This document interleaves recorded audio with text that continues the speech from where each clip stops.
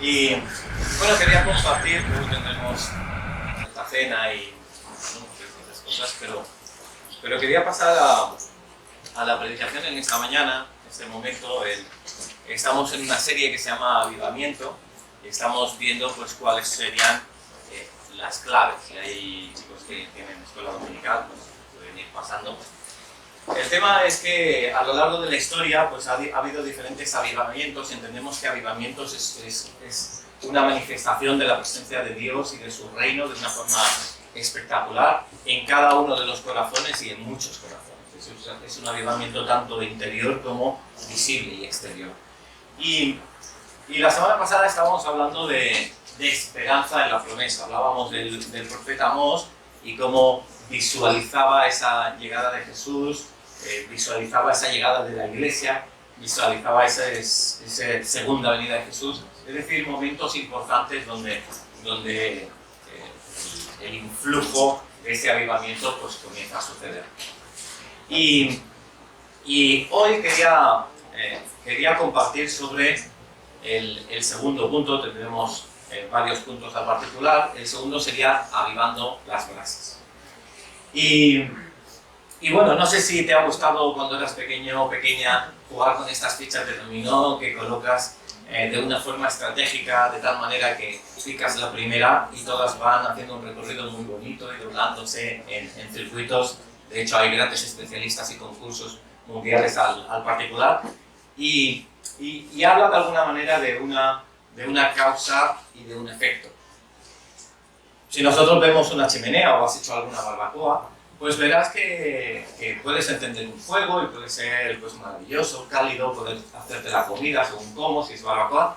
Y luego hay un momento pues, que todo se va apagando y al final queda cenizas y brasas. De esas brasas, algunas ya están apagadas y por más que intentes atizarlas o soplar, no van a repuntar otra vez fuego, pero hay otras que todavía mantienen ese calor y ese fuego. Pero tan solo hay que avivarlas un poco, hay que soplarlas un poco, etc.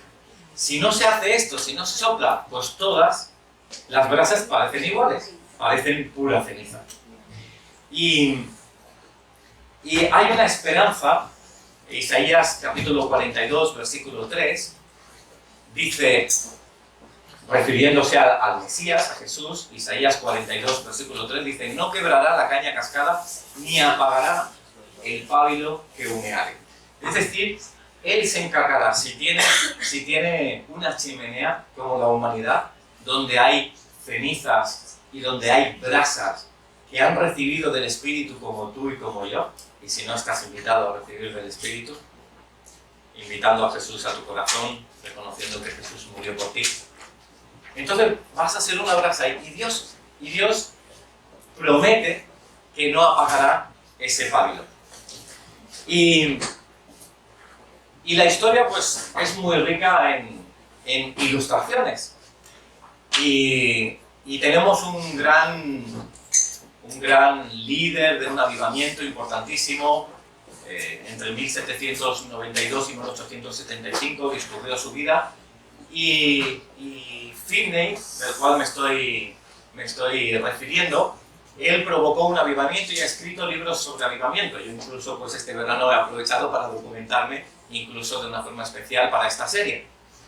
Y tiene frases muy profundas, reflexiones muy elocuentes y verdades muy ciertas. Pero fue criticado por parte de la iglesia cuando hubo el avivamiento, porque hacía algo especial. Hacía lo siguiente, él normalmente proponía que para tener una conversión, pues podríamos, o para que hubiera un avivamiento incluso, podríamos crear un método que produjera siempre un avivamiento. De tal manera que podríamos hablar de un avivamiento de laboratorio. Y entonces tú imagínate que aquí lo hiciéramos, ¿vale?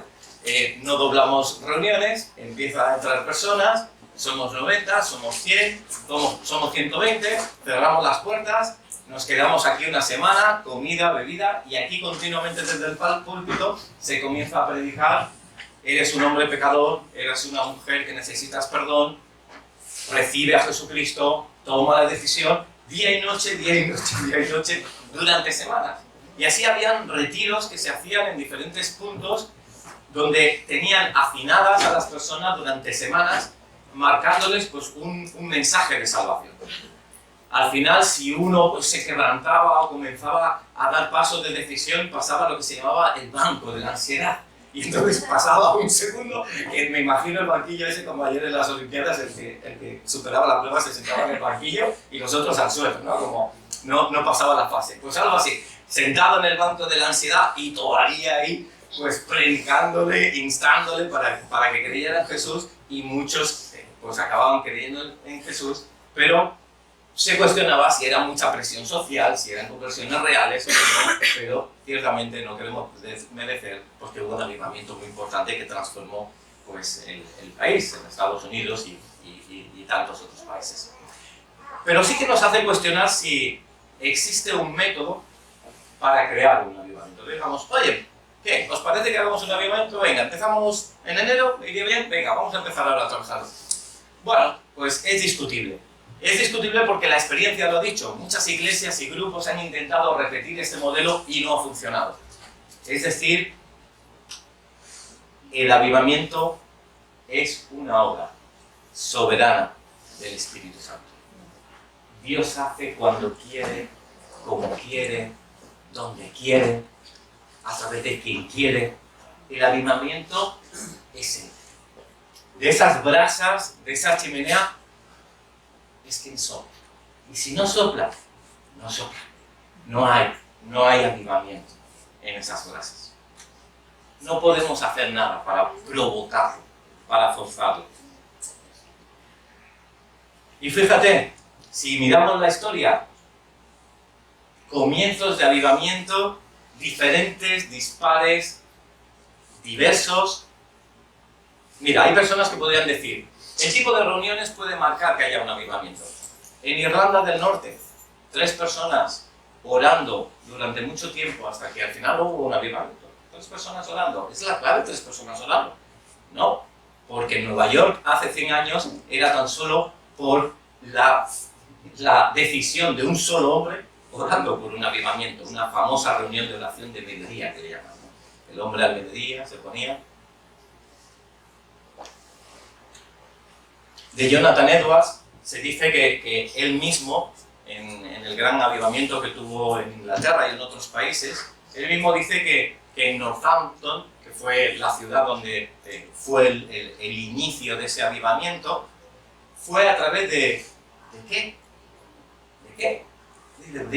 De la trágica muerte de una persona en esa ciudad. Es decir, hubo una muerte sorprendente, impactó a la propia sociedad y eso movió, es como si aquí en Barcelona, pues ahora pues sucede algo así, y movió a las masas de una forma especial y fue el canal para que luego hubiera un avivamiento a través de líderes como Jonathan Edwards. Entonces, las formas de cómo se causa un avivamiento son muy diversas. Los líderes, sí, el líder o la líder que está llevando el avivamiento tiene que tener unas características similares. Hablemos de nuevo de Jonathan Edwards, siglo XVIII, un gran avivamiento. Este hombre es el considerado actualmente el mejor, el mayor filósofo de toda la historia de los Estados Unidos. El mayor filósofo de toda la historia de los Estados Unidos. Jonathan Edwards. ¡Wow! Es una persona inteligente, una persona sabia, una persona que utiliza bien el lenguaje. Whitefield, un gran orador. John Wesley, un organizador excelente. Ya tenemos las 3 personas necesarias para un avivamiento impecable. Lutero, Calvino, John Knox, hombres talentosos y curtidos en el conocimiento. Necesitamos personas muy curtidas y bien trabajadas en el intelecto y que escriban libros y... Bueno, así no pasó en otros casos. En Irlanda del Norte, McKillin, él era un hombre normal, muy normal. En Gales, David Morgan dice de sí mismo que no tenía ningún don especial. y que de repente pues Dios los usó por 1 año y medio. Cuando se pasó ese tiempo, volvió a la normalidad. Personas sin prácticamente pues cultas o formación. Hace 300 años en Escocia, John Livingstone dice, según su propia biografía, él dice que era un predicador muy común, pero que en un día de junio de 1630 comenzó a predicar sobre Ezequiel 36 y después en la reflexión la gente comenzó a temblar, caer de las sillas bajo el poder del Espíritu Santo, recibir dones de parte del cielo, y él confirma que tan solo hubo en otra ocasión que sucedió algo así. Y era la misma persona siempre. Y era ese predicador sencillo. John Wesley, que hemos comentado antes, sí, era un hombre docto y buen organizador, pero él reconoce que era un completo fracaso en el ministerio, nunca funcionaba todo lo que proponía. Pero un día el Espíritu Santo sopló y utilizó a esas personas. ¿Qué decir del aposento alto, orando durante varios días, 10 días, buscando de Dios, y de pronto sopla un viento recio que trae un avivamiento a la iglesia? Por tanto, el líder o la persona que lo lleva, o las puntas de lanza, pues pueden ser muy diversas. La zona, pues a veces son países enteros, a veces es internacional, muchos países a la vez, y a veces simplemente un pequeño, localizado, pueblecito, poco reconocido, donde suceden cosas.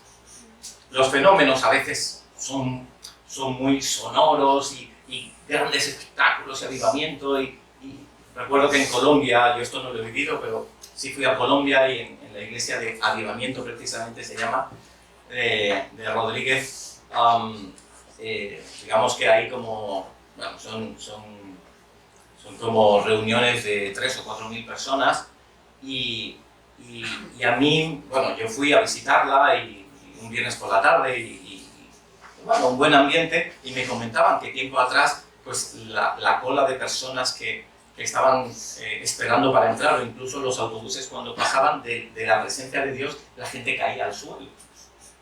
Bueno, pues son momentos, picos que Dios puede permitir, ¿sabes?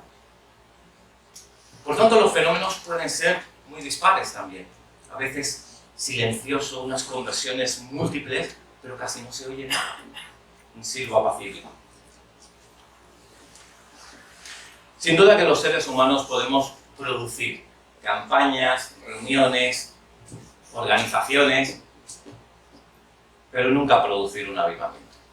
El avivamiento es un milagro, es un fenómeno excepcional, milagroso.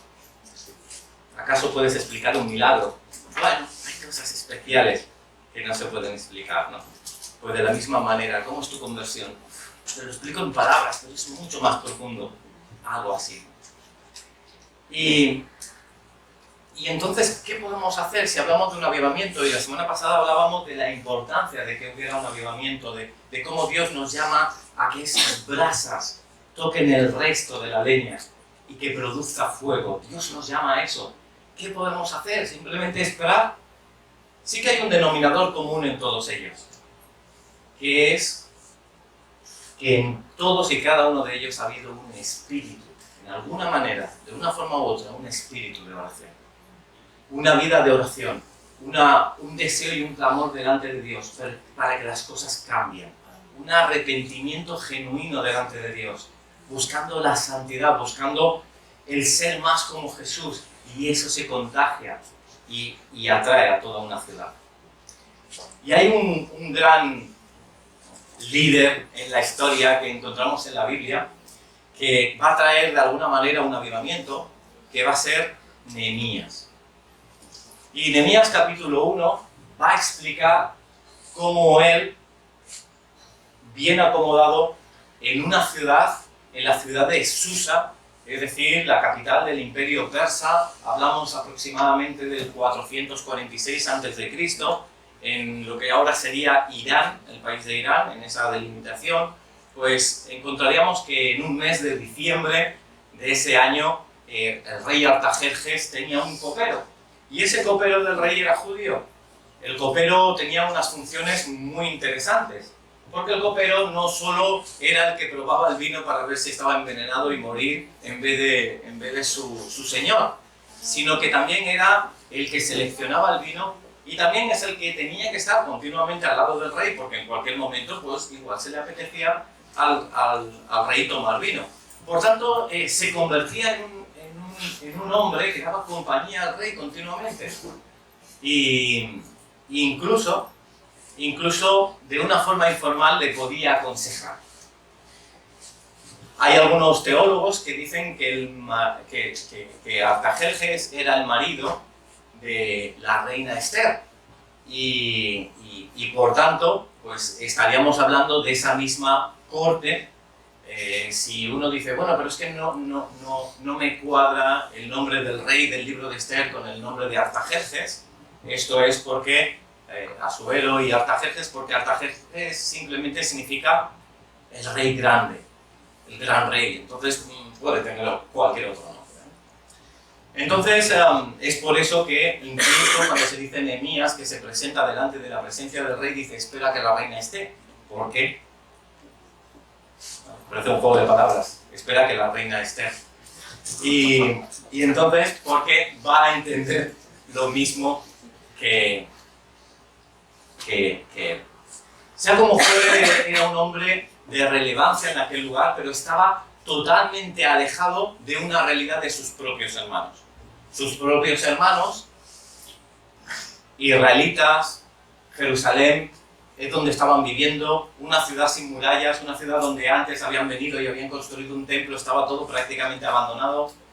Una ciudad sin murallas es un peligro porque no solo entran los ladrones cuando quieren, sino que también entran las bestias, leones o cualquier tipo de depredador que pueda entrar y devoraban a personas en la misma ciudad. Era necesario que hubiera unas murallas.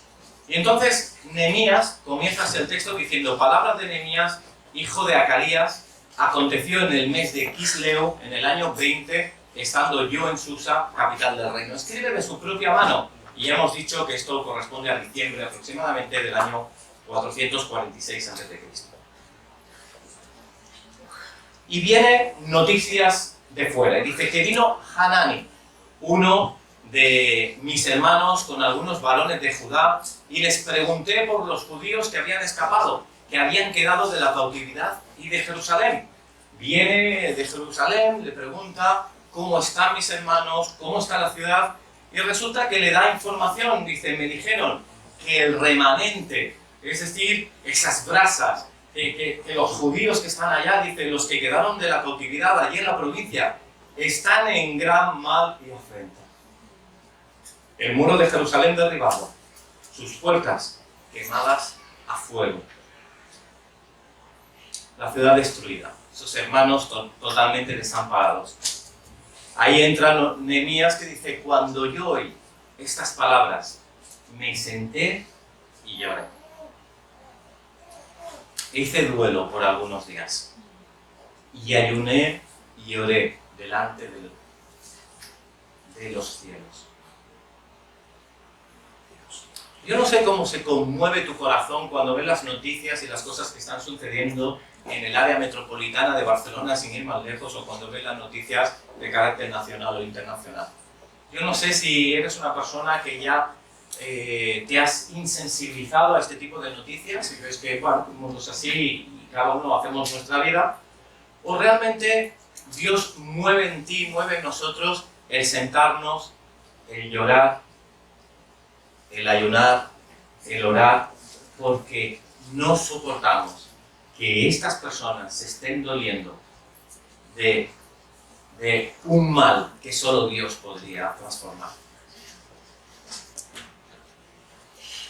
Y dije, te ruego, oh Señor. Y aquí empieza la oración de Nehemías. Empieza ese espíritu de oración que va a traer luego un avivamiento, porque como bien sabéis, va a ser el responsable en levantar en tan solo 52 días las murallas de Jerusalén. Va a salir de su lugar cómodo, confortable, de su lugar seguro, al lugar donde va a ser agente de transformación. Pero todo comienza con con un clamor del corazón y con una oración. Te ruego, Dios, Dios de los cielos, fuerte, grande, temible, que guarda el pacto y la misericordia a los que aman y guardan sus mandamientos. Te ruego. Y comienza a alabarle, a reconocer quién es Él. Es un conocedor, es un amigo íntimo de Dios. Lo conoce, sabe quién es. Y dice, tú eres grande y temible. Tú eres, bueno, misericordioso, es decir, tienes el mismo corazón, es el significado de misericordia, mismo corazón que las personas que están sufriendo.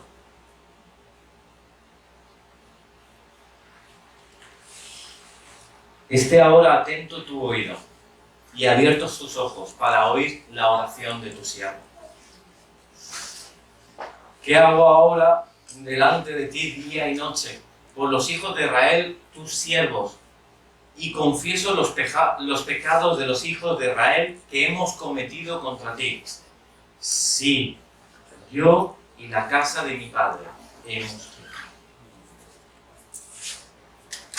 No tiene esa prepotencia, ese sentimiento de impunidad, de ellos están mal, Señor, bendícelos, que sean como yo. Yo lo he hecho bien, ellos no están bien.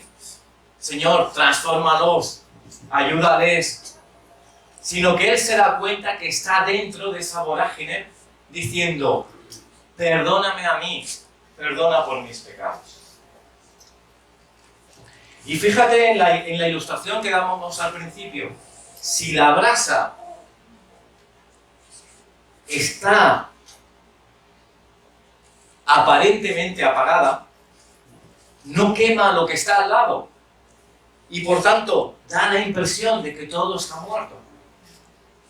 Si tú, si yo, que tenemos al Espíritu Santo, no nos avivamos con ese fuego, no buscamos en oración, no clamamos a que el Espíritu nos sople, vamos a parecer iguales que el resto y vamos a ser culpables de que no se contagie, de que no se queme, de que no se caliente esa zona, de que otros no puedan arder. Reconoce también que delante de Dios no hay nadie justo. No hay nadie justo.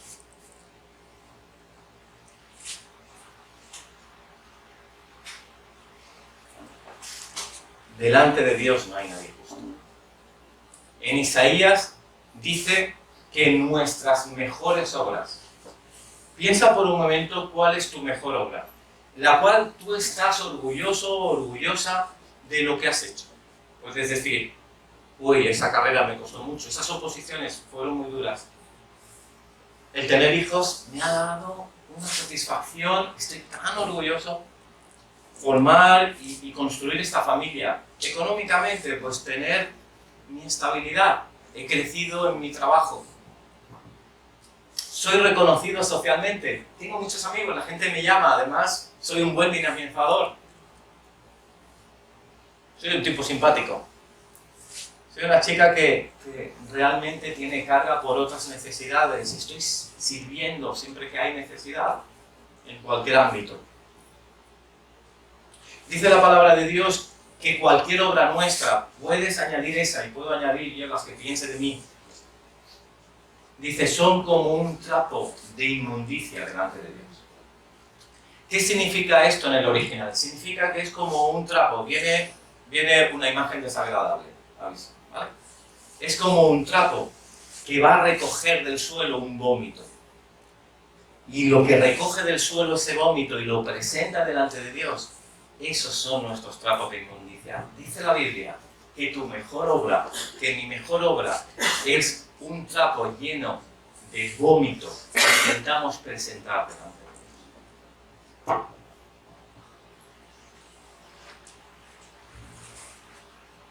Cuando la oración empieza delante de Dios, ve al gran Salvador, ve al gran Santo. Y conforme uno se acerca al sol, imagínate, pues va recibiendo luz y se va quemando. Cuando vas acercando la mano a la llama, va luciendo, va reflejando la luz sobre la piel y se quemaría. Cuando nos acercamos a Dios, nuestro ser va encendiéndose. Y quiere ser igual que Él. Le sale de forma natural. El pecado le va cayendo como escamas. Y como cambia la piel, la serpiente, le cae. No es que esto lo hace mal, voy a esforzarme. No, es que si te acercas a Jesús, por el mismo calor destruye el pecado. A lo largo de la historia, diferentes avivamientos que hubieron se enfocaron en oraciones en este particular y trajeron movimientos que reciben los siguientes nombres. Posiblemente has escuchado algunos de ellos. Una máquina de avivamiento que hubo fue el pietismo, que llevó el líder Spener contra la laxitud en el fervor espiritual y la moralidad. El pietismo, es decir, ser piadosos, realmente mostrar amor. Luego viene en Inglaterra y en Estados Unidos, llega hasta allí el puritanismo, es decir, me quiero conservar puro delante de Dios. Luego viene todo un movimiento de santidad, con el siguiente pensamiento, atención, con el siguiente pensamiento, llegar a creer que nuestra naturaleza carnal puede ser limpiada por medio de la fe y por el poder del Espíritu Santo. Es decir, se movían diciendo, si yo me acerco mucho a Dios, si yo pongo todo mi esfuerzo, es el Espíritu Santo que tiene todo el poder, vamos a conseguir ser puros, ser totalmente santificados, ser prácticamente perfectos.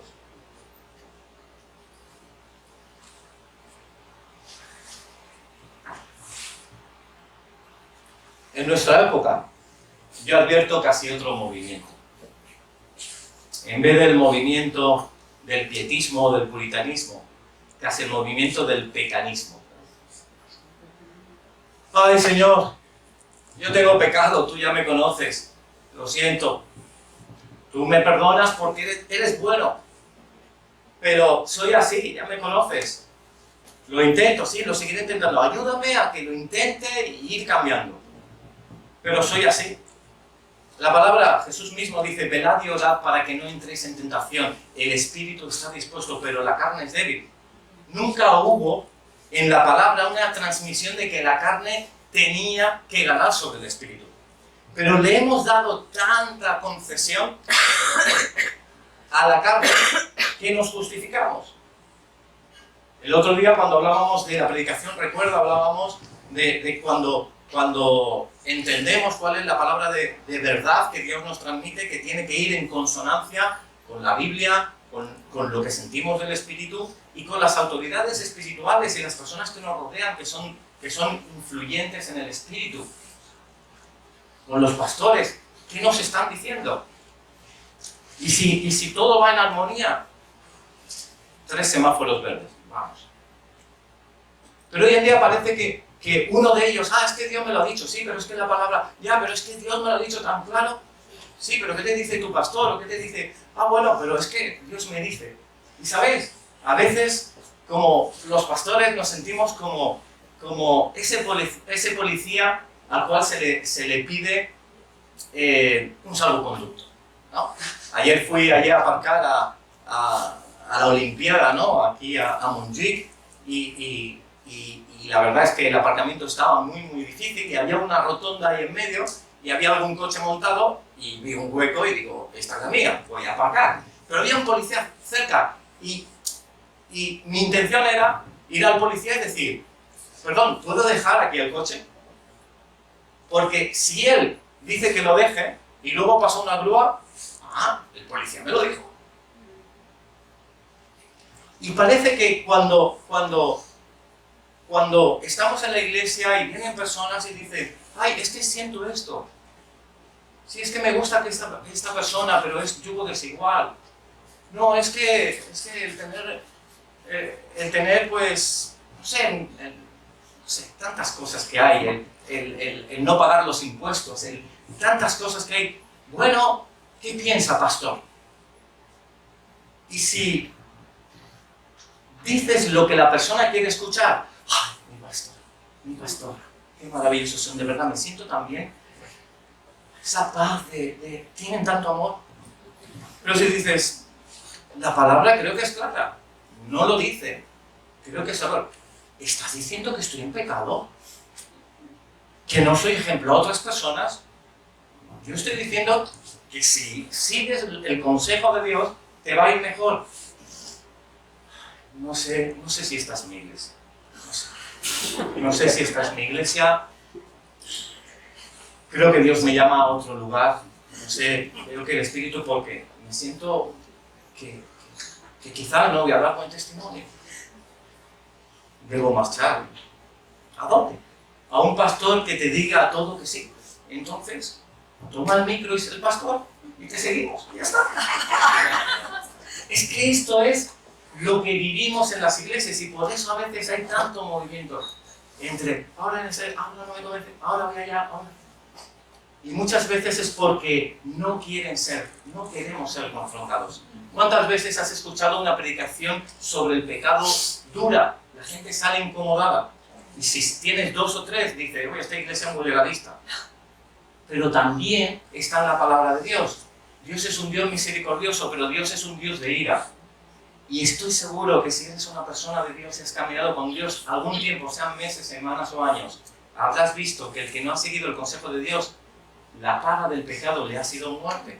Le ha ido mal económicamente, esa persona con la que convivía, ha habido una ruptura muy desagradable, hay unos sentimientos de ansiedad, hay un vacío espiritual, hay la salud que es afectada. Dios nos llama a reconocer de forma sincera el pecado. De forma sincera. Te voy a invitar a parar un momento aquí y ponernos delante de Dios. Y no te hablo de tentados somos todos. Jesús fue tentado. Te hablo de un pecado que estamos consintiendo en nuestras vidas, que sabemos que no está acorde a la palabra de Dios. Y en tu mano está, delante de ti, está el camino de la verdad y del perdón, o el camino de la mentira y de la muerte. He aquí, ¿qué tomarás en el día de hoy?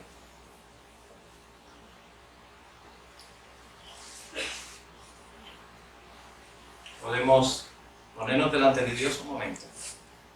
Y lo que tú ya sabes, si hay algo que no está bien y sistemáticamente se está produciendo, te invito a que lo entregues a Jesús. Y a que le digas, Jesús, no quiero volverlo a hacer. Quiero romper con esto. Pero es una invitación. Puedes hacerlo como no hacerlo, pero te invitamos, me invito a hacerlo. Y si no te viene nada, Espíritu Santo, pido en esta mañana que tú traigas a luz nuestro pecado, que aflore las cosas que no estamos haciendo bien.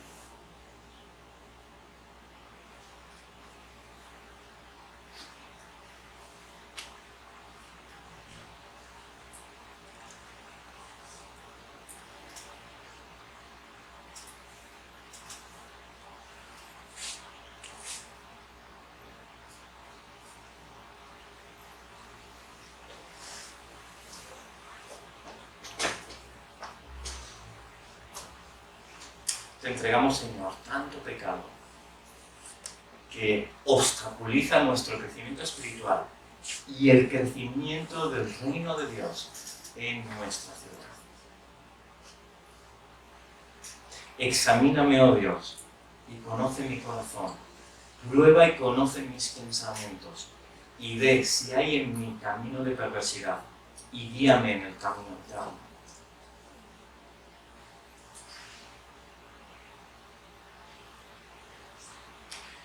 ¿Sabéis?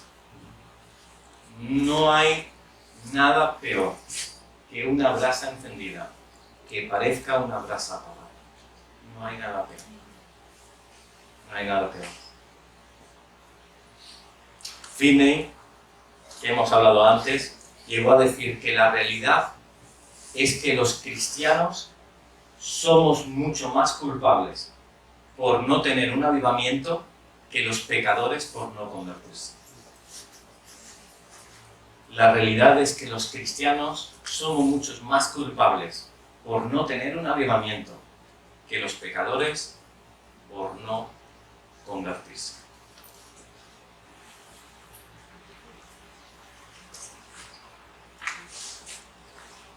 En extremo nos hemos corrompido contra ti, dice Nehemías, y no hemos guardado los mandamientos, estatutos y preceptos que diste a Moisés tu siervo.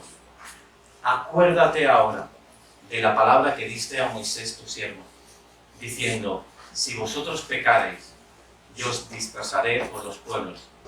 Pero si os volviereis a mí y guardaréis mis mandamientos y los pusiereis por obra, aunque vuestra dispersión fuere hasta el extremo de los cielos, de allí os recogeré y os traeré al lugar que escogí para hacer habitar allí mi nombre. Ellos pues son tus siervos y tu pueblo, los cuales redimiste con tu gran poder y con tu mano poderosa. Te ruego, oh Señor, esté atento tu oído a la oración de tu siervo y a la oración de tus siervos, quienes desean reverenciar tu nombre. Concede ahora buen éxito a tu siervo y dale gracia delante de aquel varón, porque yo servía de copero al rey.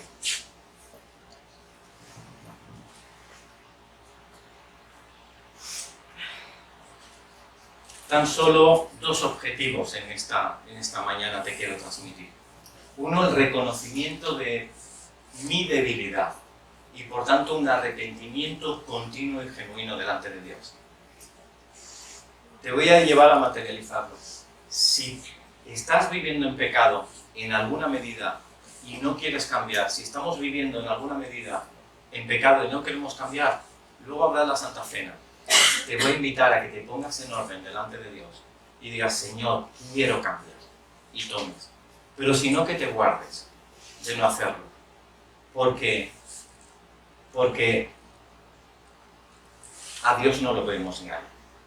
Y no quiero transmitir de que debemos ser puros y perfectos para tomar la Santa Cena. Solo que tenemos que ser coherentes. Porque dice la palabra de Dios que si tomamos la Santa Cena y no sabemos realmente lo que estamos haciendo, entra condenación a nuestra alma. Y yo te quiero simplemente prevenir de eso. Pero evidentemente en tu decisión. Reconocimiento de mi debilidad para arrepentimiento. Y por último, reconocimiento de mi misión para intercesión. Por tanto, debemos vivir una vida de arrepentimiento y de intercesión, de orar por otras personas, de clamar por nuestras ciudades, de servirle a Él. Había preparado una canción, tenemos un vídeo, y en el cual quería mostrar unas imágenes de Barcelona, de nuestra ciudad, que entiendo que es área metropolitana, quizás vives en una población del radio, también está incluida evidentemente. Y también hay una letra detrás que va sonando, una canción de Jaime Murrell de hace años, que habla de ese dolor por la ciudad. Quiero que para nosotros, simplemente te invito a que sea una oración delante de Dios, como un clamor, para transformar nuestras vidas y también esta ciudad. Si lo podemos poner, no sé si...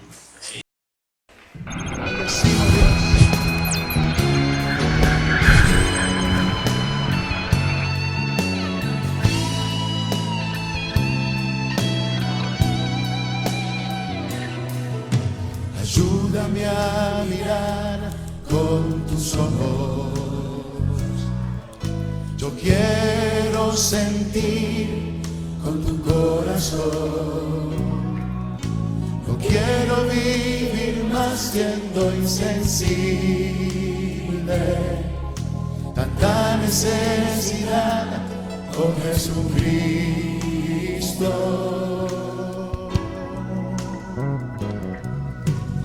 ayúdame a mirar con tus ojos.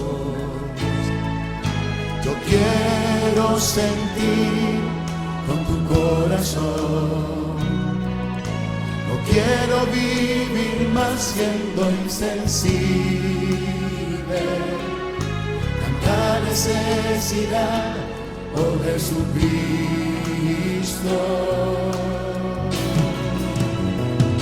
Te pido la paz para mi ciudad. Te pido perdón por mi ciudad.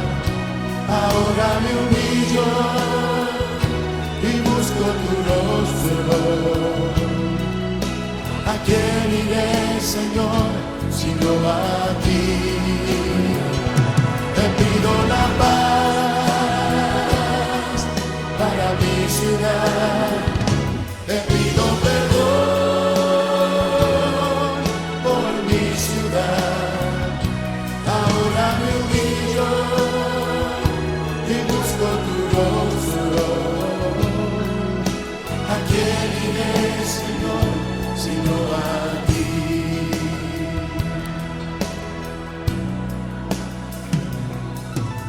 Ayúdame a mirar con tus ojos. Yo quiero sentir con tu corazón. No quiero vivir más siendo insensible. Tanta necesidad, oh Jesucristo.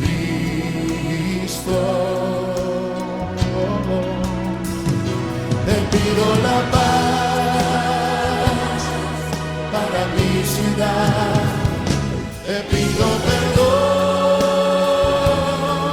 por mi ciudad. Ahora me humillo y busco tu rostro. ¿A quién iré, Señor, sino a ti? Habréis visto en el vídeo diferentes monumentos y otros que conocéis.